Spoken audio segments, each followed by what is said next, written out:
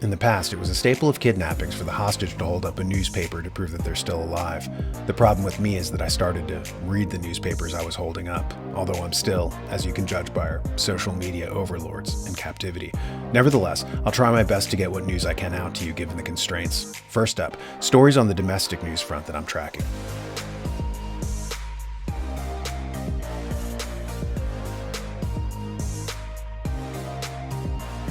Your briefing begins with the headline, 50 people injured after a strong movement on a Boeing flight to New Zealand. Dozens of passengers were injured by a strong movement on board a Boeing-made plane flying from Sydney to Auckland, New Zealand on Monday, with some requiring hospital treatment, authorities said. It's unclear exactly what caused the mid-flight injuries. The South American airline, LATAM, said in a statement that there was a technical event during the flight which caused a strong movement, without elaborating further. The local ambulance service in Auckland told the Associated Press that about 50 people were treated at the scene. Yeah, well, Boeing has been having a lot of technical difficulties now that its diversity, equity, and inclusion policies are taking effect.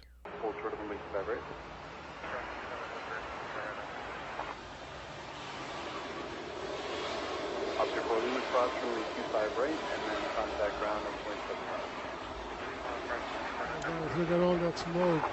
That's a quick turn.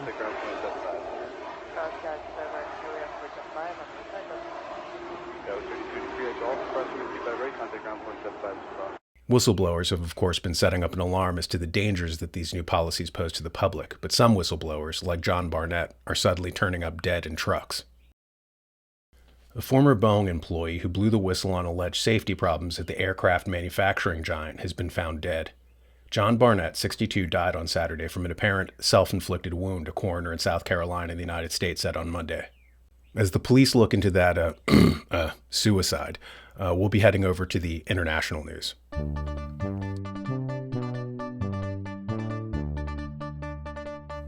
Haiti's prime minister resigns due to social collapse and rumors of cannibalism. Haiti Prime Minister Ariel Henry announced Tuesday morning that he will resign after several weeks of chaos and what could be an unfolding low-scale civil war as gangs fight for control. Henry said in a statement that he would step down as prime minister immediately after a transitional presidential council is formed and an interim prime minister is named. The government that I'm running cannot remain insensitive in this situation. There is no sacrifice that is too big for our country, Henry said in a statement, adding, "The government I'm running will remove itself immediately after the installation of the council." Ian Miles Chong is reporting that Haiti has collapsed. The president is no longer in the country. The ports are officially closed. Cannibal gangs are besieging the national palace at Port-au-Prince. And indeed, it does look pretty bad.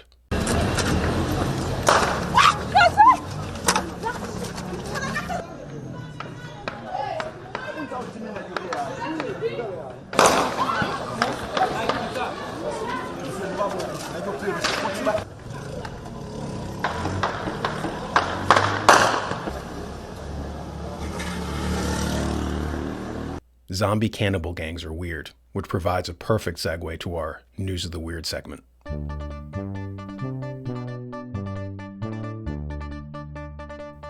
Ohio women prop up a dead man's body to withdraw money from the bank and then dump him at a hospital.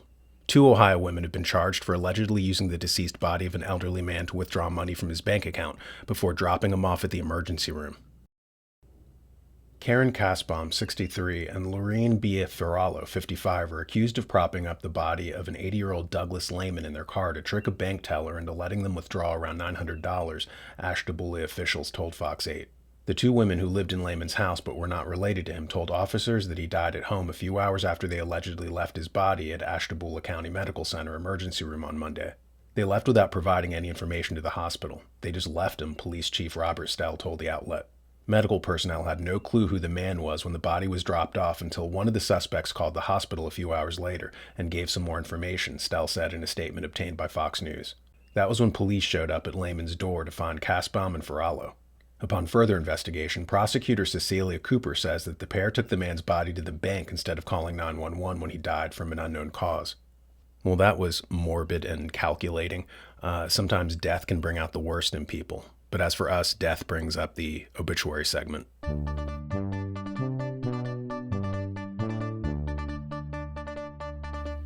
Eric Carmen, the Raspberries frontman and power pop hitmaker, is dead at 74.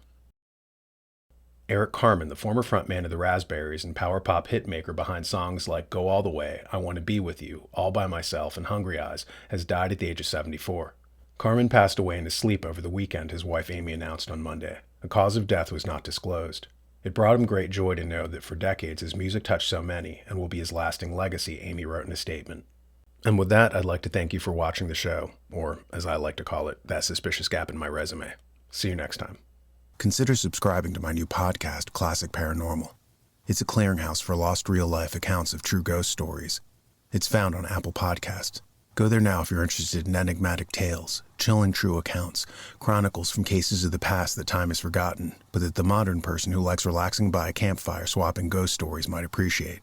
As I said, the new podcast I'm launching is available on Apple Podcasts and Spotify, and there's a link in the description below on this video.